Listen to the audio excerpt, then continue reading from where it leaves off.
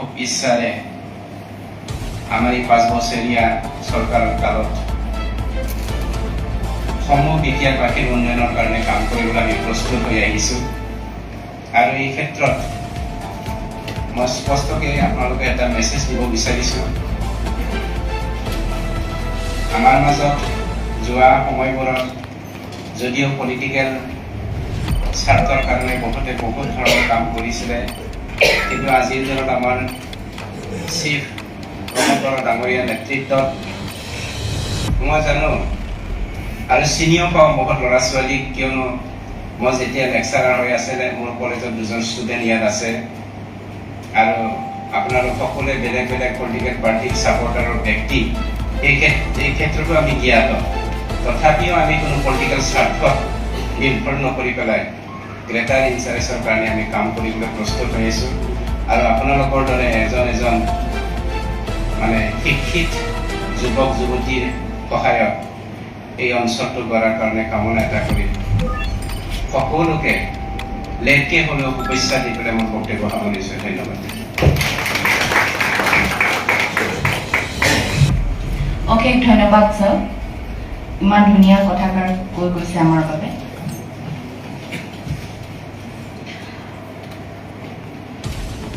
I would now like to request Gautam Das sir, EM, to say a goodwill message for us. Thank you.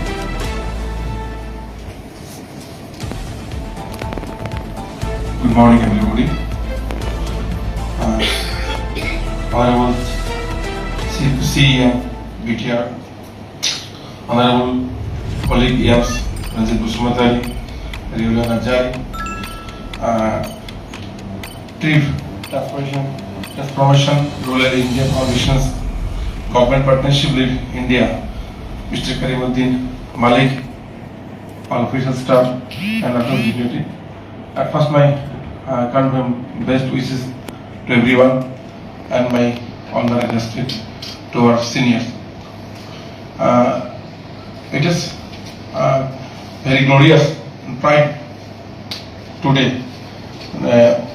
One of the important department, one of the important agencies going to work in BTR for transformation in every side, especially the rural sector. এটা আমার কারণে খুব গৌরবের বিষয় যে আজি transformation rural India ফাউন্ডেশনে আমার বিটিআর তেওঁলোকে আহি পেলাই নিজৰ দায়িত্ব পালন কৰি পেলাই আমাৰ কাৰণে, আমাৰ বিটিআৰৰ কাৰণে, বিটিআৰ বাকী 35 লক্ষ জনসাধাৰণৰ কাৰণে আগন্তুক দিনত এক নতুন দিগন্তৰ সূচনা কৰিব বা এটা ইতিহাস গঢ়িব বুলি আমি ভাবোঁ। কাৰণ ইমান বছৰে বিটিআৰৰ আমার যে শাসন চলিছিলে সেই সম্পর্কে আমি ক'ব নাযাওঁ, আপোনালোকে সকলোৱে জানে। আপোনালোকৰ सबकी जानकारी है कि जो लास्ट 17 years बीटीआर गवर्नमेंट यहाँ था, क्या क्या था क्या नहीं किया था, आप लोग को मालूम है। कोई सिस्टम, कोई प्रोसीजर, कोई रूल नहीं था, तो उन लोग का भी जानकारी भी नहीं था।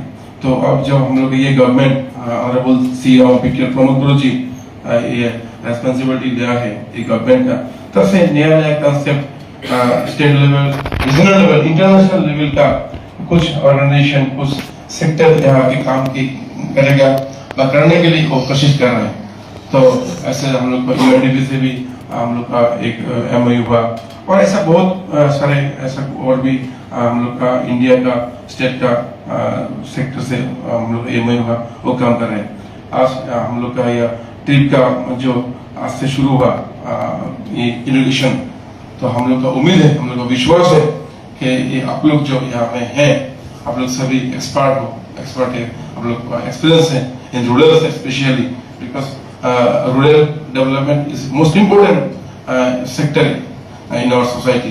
कारण गाँव उन्নত हले शहर उन्নত और आम गाँव प्रधान अंचल मानु बीटीआर मैक्सिमाम एरिया गाँव, गति रूरल डेवलपमेंटर rural development India panchayat rural development डिपार्टमेंटर যিমান স্কিম আছে সেন্ট্রাল অ্যাসিস্ট্যান্ট সোর্স যিবোৰ আছে সেইবোৰ কাম যাতে ভালকৈ হয়, নিয়াৰিকৈ হয়, সূক্ষ্মভাৱে হয় বা আমাৰ যে স্বচ্ছতা ট্ৰান্সফৰমেশ্যন সেইটো যাতে ভালদৰে হয় তাৰ কাৰণে আপোনালোকে নিশ্চয় এইখিনি কৰিব। আমাৰ যিটো এছজিডি গ'ল আছে সাস্টেইনেবল ডেভেলপমেণ্ট গ'ল তাৰ ওপৰত গুৰুত্ব আপোনালোকে আৰোপ কৰিছে। 2030 এটা টাইম ধৰা আছে। গতিকে এলজিটিৰ ওপৰত আপোনালোকৰ দায়িত্ব এটা আছে, আমাৰ ওপৰত দায়িত্ব আছে। সেইকাৰণে আপোনালোকে আজি দায়িত্ব পাইছে আমাৰ অনাৰেবল চিফ ডাঙৰীয়াৰ পদক্ষেপত।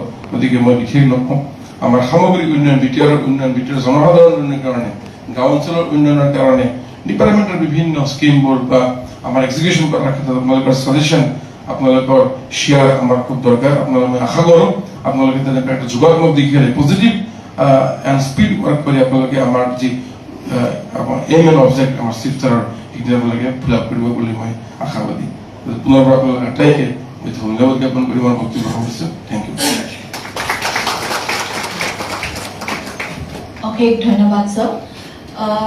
আমি আজি সঁচাকেই সুখী আমাৰ মাজত চিফ স্যার আজি উপস্থিত হ'ব পাৰিছে আৰু আমি জানো স্যার বহুতেই ব্যস্ত, গতিকে he has given us his valuable time. Now I would like to request our chief guest, Honorable Pramod Boro sir, to give his keynote address. Thank you.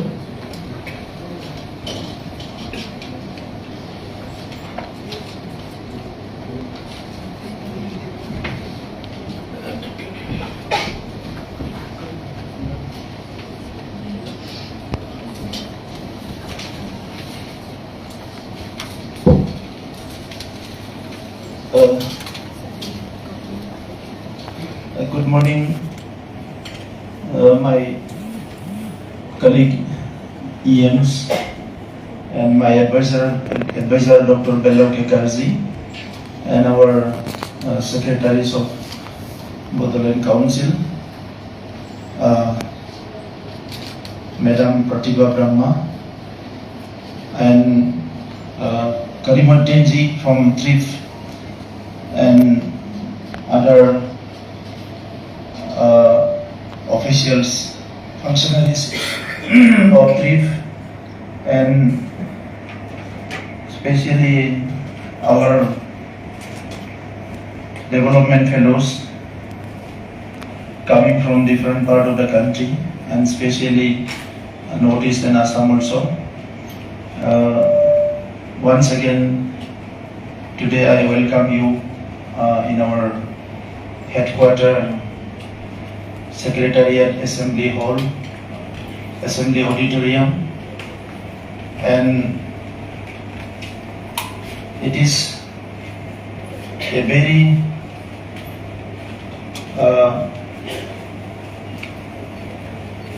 pleasant moment for me that to have all of you here, that I am highly happy today. We are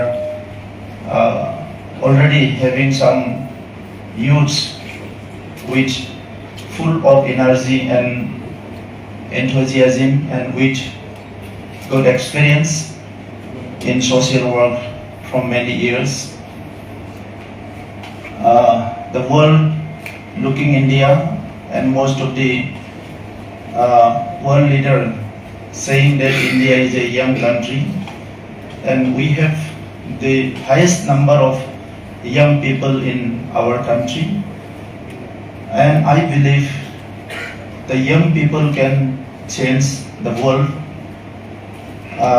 It is not the old generation, it is the young generation who have dreams, aspiration, and they have lots of vision in their mind. If we can translate all of our vision, mission, and our dreams into reality, really we can change the world. And today we are here to transform BTR, to change BTR, and for that I believe first of all we have to understand BTR, what it is constitutionally, legally, and also from all sides. When we mention BTR, what comes in my mind, that is very important, I believe. हम लोग सब लोग एक एक सपना लेके आए हैं। बचपन में हम लोग का कोई सपना नहीं था। गांव में हमारे माता पिता हम लोग को देखभाल किया था। गांव वाले के साथ हम लोग मिलजुल के बड़े हुए, और जब बड़ा हुआ तभी हम लोग को समझ में आया कि सपना होता क्या है। मुझे तो बहुत साल तक बहुत चीज समझ में नहीं आते थे।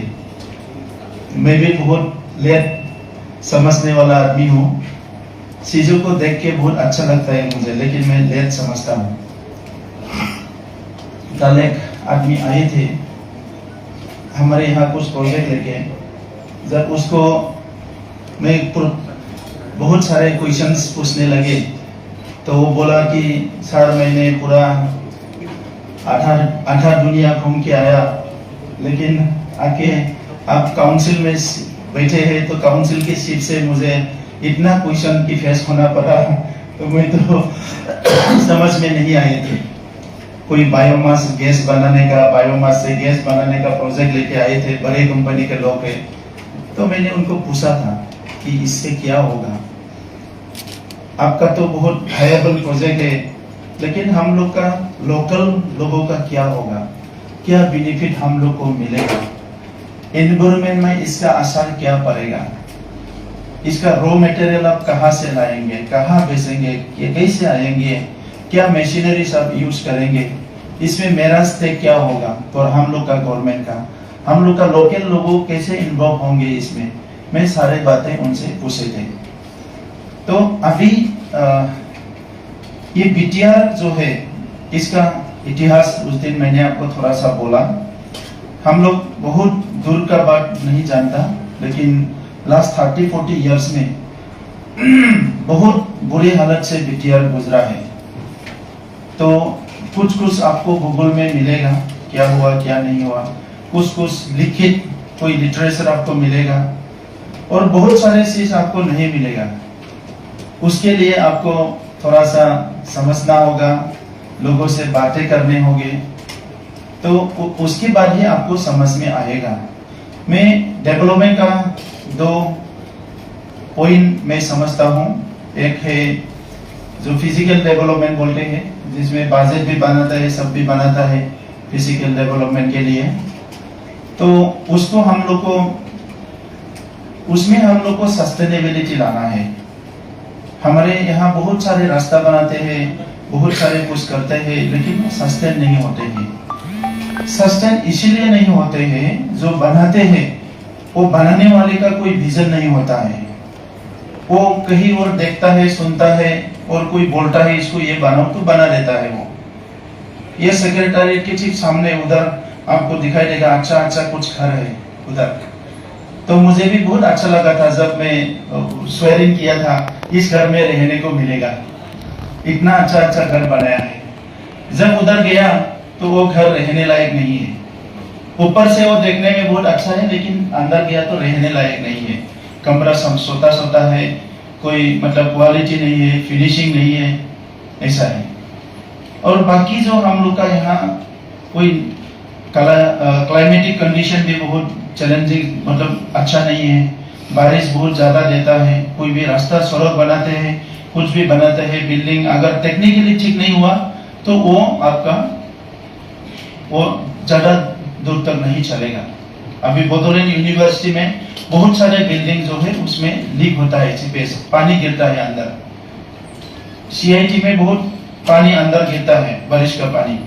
अच्छा बिल्डिंग है, लेकिन पानी अंदर जाता है। तो ये सारे चीजें में सस्टेनेबिलिटी हम लोग को लाना होगा, क्योंकि आप एक सड़क को रोज बना नहीं सकते, एक बिल्डिंग को आप रोज बना नहीं सकते। तो इसको हम लोग को थोड़ा सा कैसे हम लोग एसडीजी जो है सस्टेनेबल डेवलपमेंट गोल से लिंक करके काम करेंगे, इसको हम लोग को देखना है। दूसरा है socio economic development. Socio economic development में एक सोसाइटी अगर स्टेबल होना है, उसमें बहुत सारे चीजों को स्टेबल करना है। सोसाइटी बोलने से ही आपको बहुत एक कॉम्प्लेक्स एक चीज नजर आता है, लेकिन हम लोग जब सोशल वर्क काम की सीखे थे तब सुना था कि कोई सोशल वर्कर जो है वो जो ड्राई क्लॉथ होता है ना, ये सूखा हुआ कपड़ा, उसी से जो पानी निकल सकता है ऐसा करके वही सोशल वर्कर हो सकता है। तो इसीलिए एक सोशल वर्कर होने के लिए हम लोग को वहां तक जाना पड़ेगा। तो आप लोग इतना मतलब अच्छा पढ़े लिखे हैं, आप लोग का बहुत ब्राइट फ्यूचर है, तो इसको कहीं खोना नहीं है। हम लोग का क्या होता है, आईएएस ऑफिसर लोग अच्छे फैमिली से आते हैं, सब अच्छे फैमिली से नहीं है, कोई मतलब कोई भी फैमिली से आते हैं, लेकिन एक सपना लेके आते हैं। आप लोग जैसे अभी एक सपना लेके बैठे हैं, वो लोग भी सपना लेके आते हैं। बहुत सारे कुछ करते हैं लेकिन बहुत सारे खो जाते हैं। हम लोग को खोना नहीं है, खोने से तो फिनिश। तो हम लोग को खोना नहीं है, प्रॉब्लम से हम लोग को डोमिनेट नहीं होना है, प्रॉब्लम को हम लोग को डोमिनेट करना है। ये प्रॉब्लम दुनिया में मैं ऐसा मानता हूँ, कोई भी ऐसा प्रॉब्लम नहीं है जिसको हम लोग सॉल्व नहीं कर सकते हैं। अभी तक तो वही करके आया है ना। अभी तक हम लोग का जो सिविलाइजेशन है, आप देखिए क्या हम लोग इंसान ने नहीं किया है, सब कुछ किया है। तो इसमें ना बोलने का तो कोई चांस ही नहीं है। मैं एक किताब में छोटा सा पेपर में पढ़ा, बिल गेट्स को किसी ने पूछा था, अभी सबसे कॉम्प्लेक्स वर्क को अगर आपको करने देगा, सबसे कॉम्प्लेक्स वर्क आप किससे करवाएंगे बोल के। तो बिल गेट्स ने बोला कि मैं सबसे इडियट आदमी से करवाऊंगा। बोला एक सबसे कॉम्प्लेक्स काम को एक सबसे इडियट आदमी से करवाऊंगा।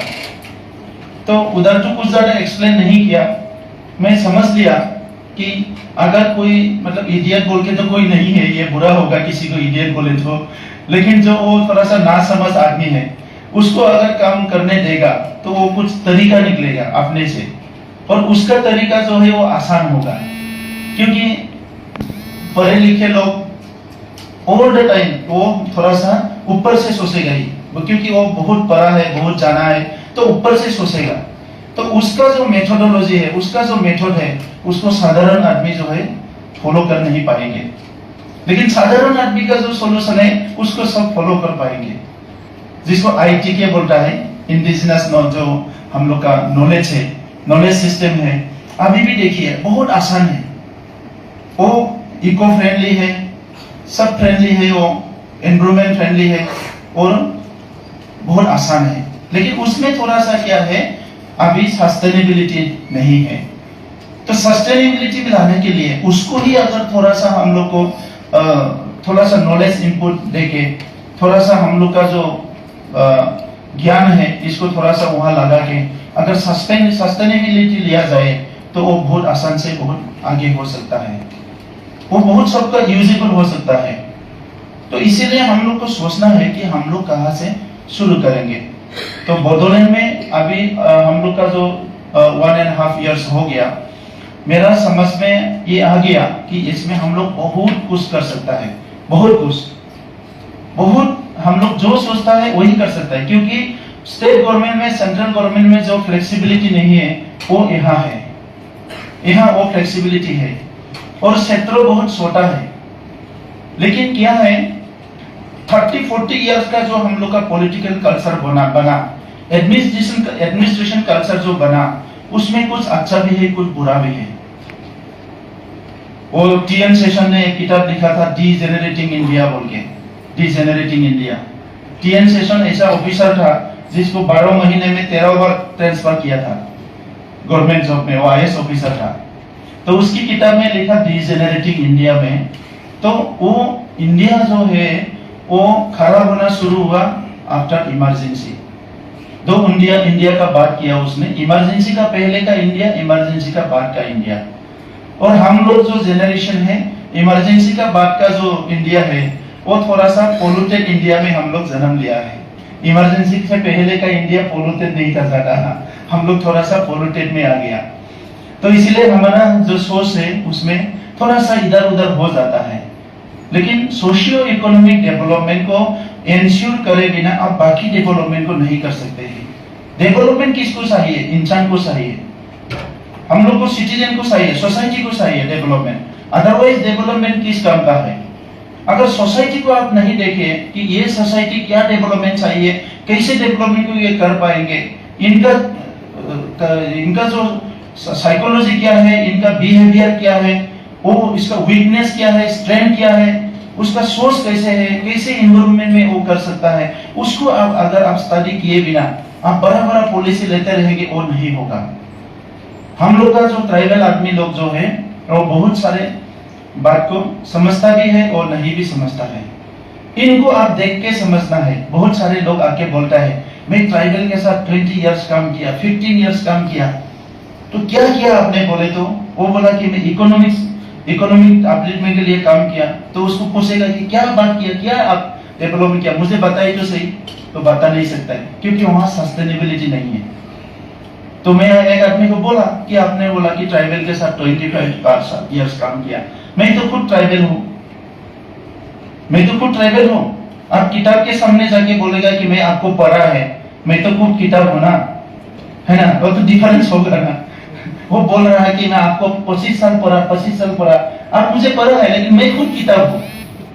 तो मुझे पूछो आप, मैं जानता हूँ ट्राइबल कब रोता है, कब हंसता है, कब अच्छा लगता है, कब बुरा लगता है, क्या कर सकता है, नहीं कर सकता है। अभी भी गांव में, ट्राइबल गांव में ना बनाना प्लान होता है ना, वो केले का पौधा, वो बिहू के टाइम में उसमें सरसों का तेल बोलता है ना, मिट्टी का तेल लगा के उसमें सड़ने का कंपटीशन करता है, वो फिसल जाता है ना, ऐसे खेल अभी भी खेलता है। एक सुहा के लिए पूरा दिन भर घूमता है एक आदमी, पकड़ने के लिए, खाने के लिए। एक केकरे के लिए वो दिन भर वो खोदेगा, वो केकरा एक मिला तो उसको खुश हो गया। कोई फैमिली उससे नहीं, वो सब लोग खा भी नहीं सकता है उसको, लेकिन वो दिन भर उसके लिए टाइम निकाले, केकरा को निकलना है। देखो उसका दिमाग कहाँ है अभी भी, है ना। जैसे कि वो एक नेवला, वो मतलब गाड़ी को क्रॉस करके भाग गया, तो बड़ा आदमी होने से भी गाड़ी को रुकेगा, वो है नेवला गया, पकड़ना था उसको। तो क्या है, आप उसी लेवल तक अभी तक है। तो इनको वहां से उठाने के लिए हम लोग को कुछ काम करना होगा। हम लोग तो स्कीम का बात हर टाइम करता है, ये स्कीम है, ये स्कीम है, ये योजना आया, ये योजना आया, ये योजना आया। इतना योजना आया है इंडिया इंडिपेंडेंट के बाद 70 इयर्स में, डेवलपमेंट क्यों नहीं हुआ है? कहां अटक गया ये, कहां फंस गया वो डेवलपमेंट? इतना पैसा आया, भारत का फर्स्ट बजट कितना था? 2000 करोड़। अभी का बजट कितना है सिद्धन भाई, कितना लाख करोड़ है? वो तो कम से कम 15-20 लाख करोड़ का बजट होगा अभी इंडिया का। 2000 से 20 लाख करोड़ का बजट हो गया, है ना। डेवलपमेंट कहाँ गया? कोई मेट्रो सिटी में, बड़ा सिटी में थोड़ा सा देखने को मिलता है, हाँ डेवलपमेंट है। बाकी आप झारखंड में जाइए, गांव में, छत्तीसगढ़ में जाइए, असम में रूरल एरिया में जाइए, इवन महाराष्ट्र में। उस दिन एक भाई ने बोला था वो गढ़चिरौली में काम किया है, तो उस चंद्रपुर में भी घुमा था, उधर तो कोई डेवलपमेंट है ही नहीं, टॉयलेट ही नहीं था। 2014 में मैं एक जगह में गया था, इतना एरिया घुमा, 25 किलोमीटर में एक वो एरिया में कोई टॉयलेट ही नहीं था। टॉयलेट एक जगह पे मैं यहाँ से इकट्ठा करके 7 लाख रुपया भेज दिया टॉयलेट बनाने के लिए। उस टाइम में वहां गया था एक बार। तो अभी डेवलपमेंट कहाँ है, तो उसको हम लोग को देखना है।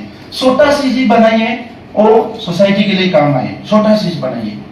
रूरल डेवलपमेंट में हमारे बदौलत में लास्ट 15 इयर्स में 10,000 करोड़ से ज्यादा पैसा आया है, मोर देन 10,000 करोड़।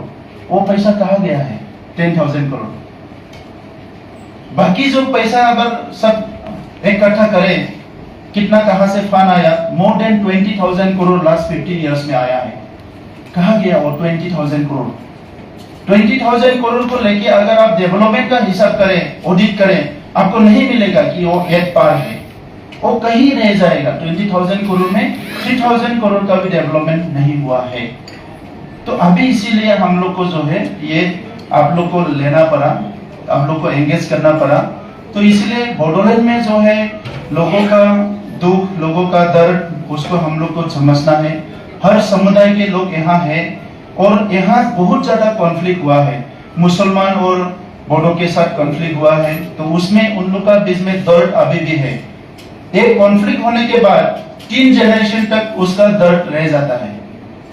आप लोग तो जानता है ना उसके बारे में कि मैं मान लीजिए मैं फर्स्ट जनरेशन, मेरा पिताजी को किसी ने मार दिया, मेरा इस जन्म में मैं तो भूलूंगा नहीं, मेरा पिताजी को उसने मारा, इसने मारा, इसने मारा, पूरा मरते दम तक।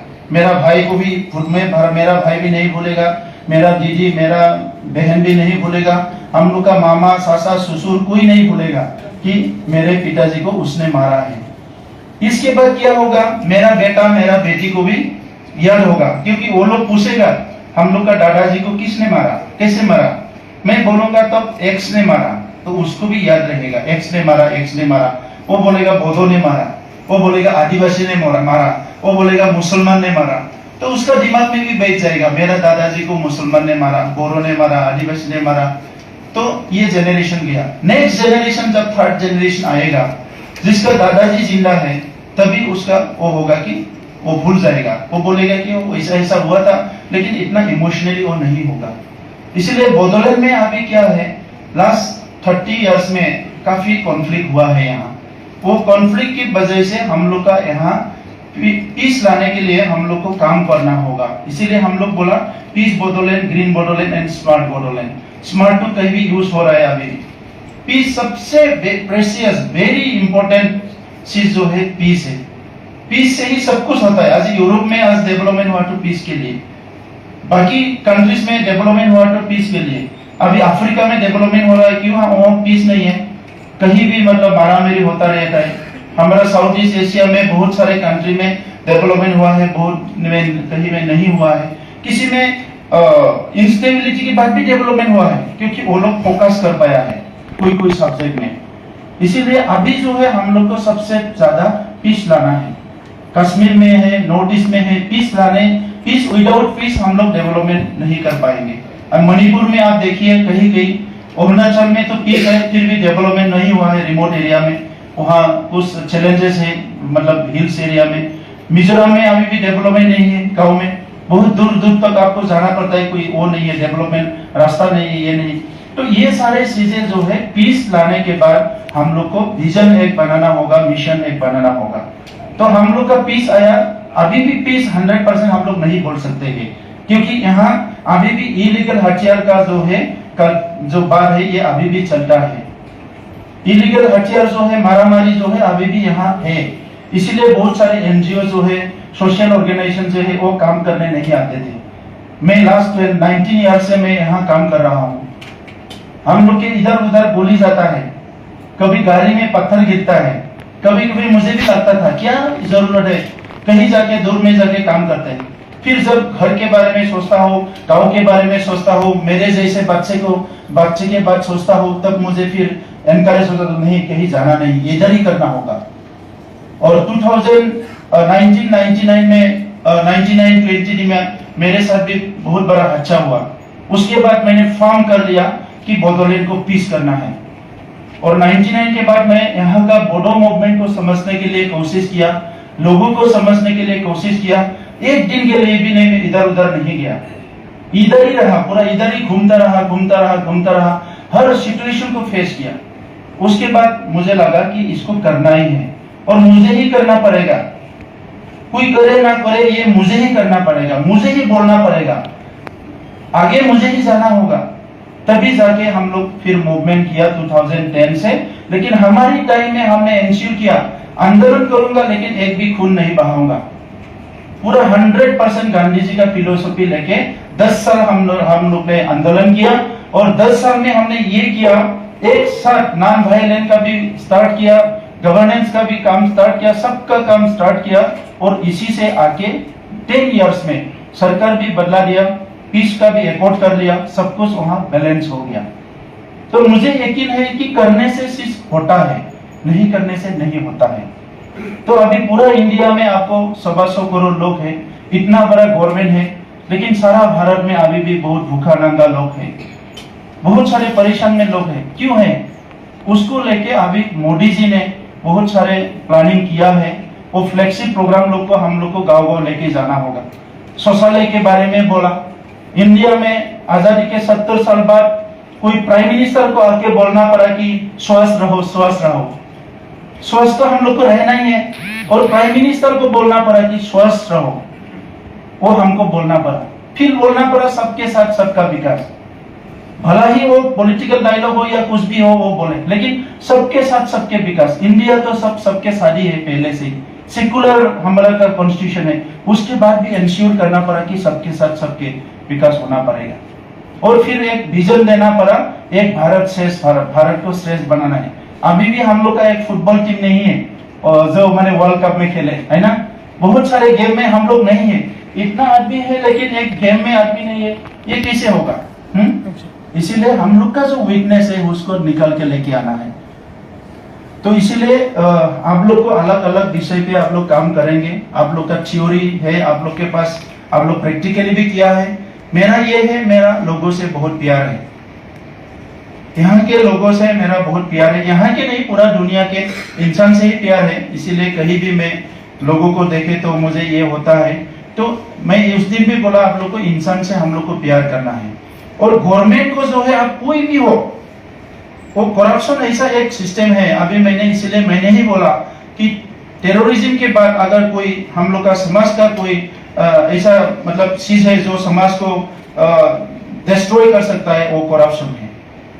करप्शन की वजह से हम लोग का क्या है, बहुत सारा प्रॉब्लम होता है। एक गरीब फैमिली, मुझे भी 3 बार नौकरी मिला था, 2 बार मैं खुद नहीं गया डिफेंस में, एक बार टीचर का नौकरी मिला, तो मुझे देना था 6000, ये 1994 में। 6000 देने के लिए मुझे 3 बीघा जमीन, हम लोग का यहाँ बीघा बोलता है, 3 बीघा जमीन गिरवी में रखना है। तो उसको मैं अगर रखूं, ज्यादा जमीन नहीं है, सपोज मान लिया मैंने रात में सो गया, मैंने सोचा जमीन को रखेंगे, कल नौकरी लेंगे, परसों अगर मैं रास्ते में जाते जाते बास ने मुझे पीछे ठोक दिया तो मैं तो मर जाऊंगा, फिर मेरा माता पिता वो जमीन खुद फिर नहीं मिलेगा, वो लोग क्या खाएगा। तो इसलिए मैंने सोचा कोई और करूंगा, लेकिन जमीन को नहीं करूंगा, मैं ताजी नहीं करूंगा जमीन को। नौकरी मिले या ना मिले कुछ करूंगा, लेकिन ये पैसा देके नौकरी नहीं लूंगा। उसके बाद 2-3 बार बहुत बार ऑफर आया मेरे पास।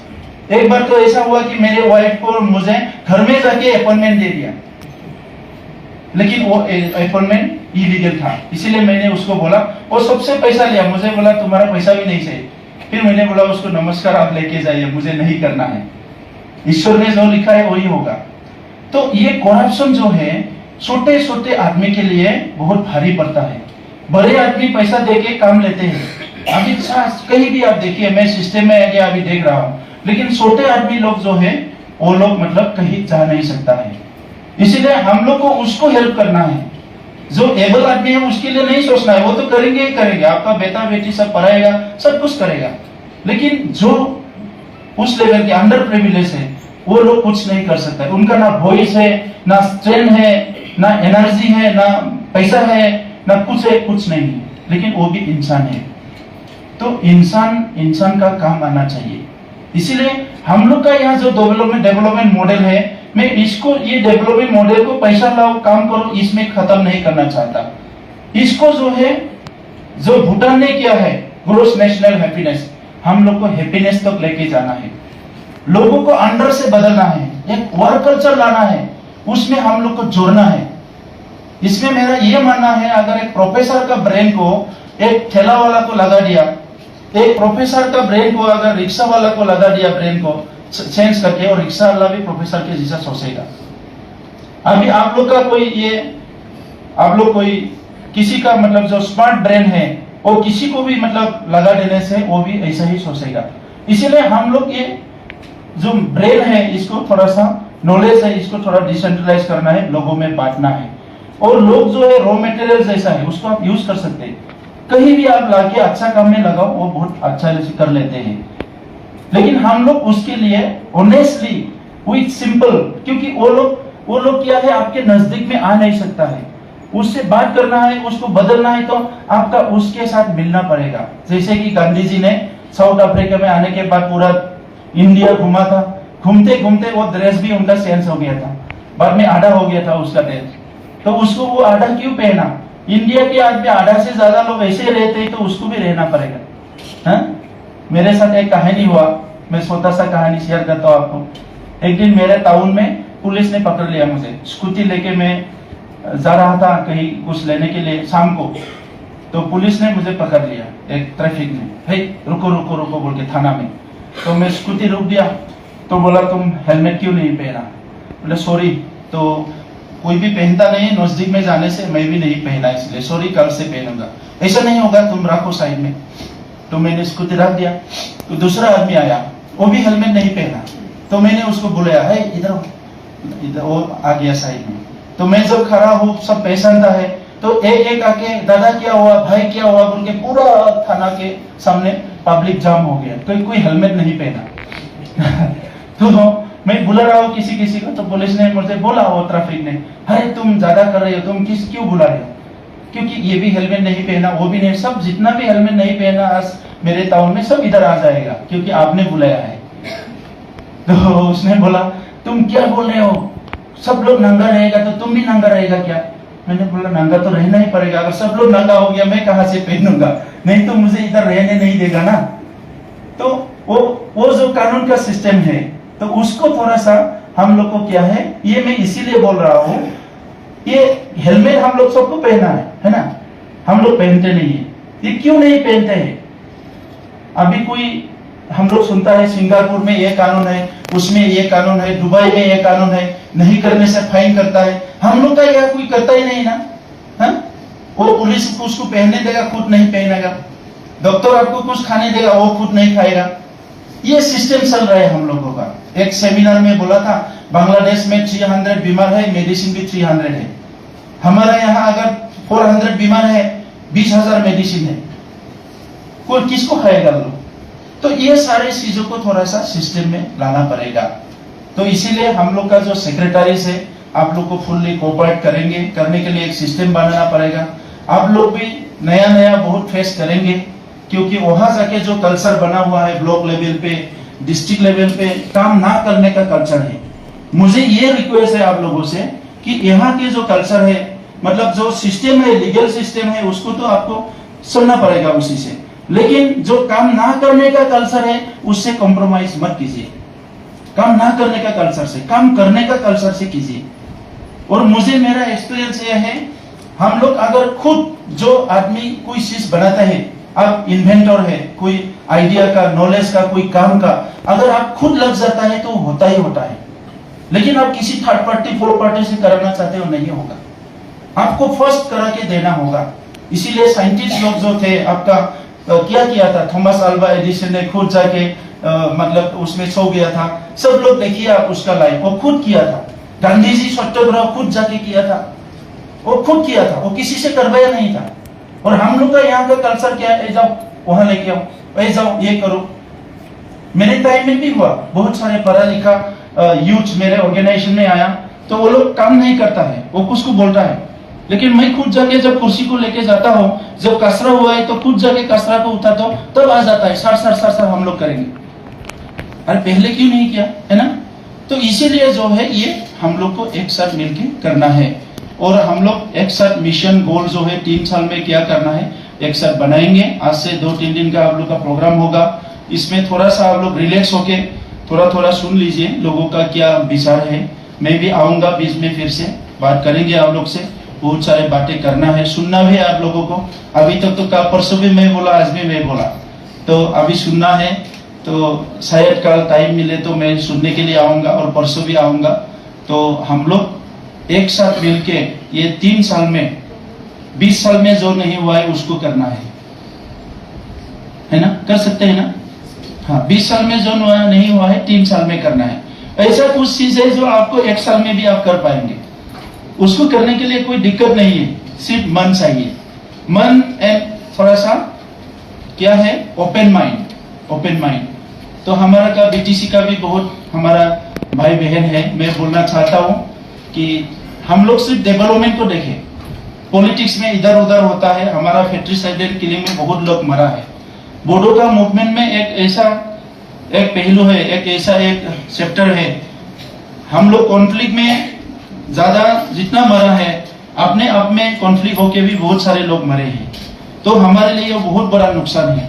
तो इसीलिए जो भी अभी यंग यूथ आप लोग आए हैं, अच्छे पढ़े लिखे एक मिशन लेके, मेरा यही रिक्वेस्ट है कि उस आंखें को बंद कीजिए जो हम लोग के बीच में नफरत फैलाते हैं। थोड़े देर के लिए भूल जाइए कि यहाँ कोई, मैंने मतलब ऐसा पॉलिटिक्स भी है। हम लोग को सिर्फ फोकस करना है काम में।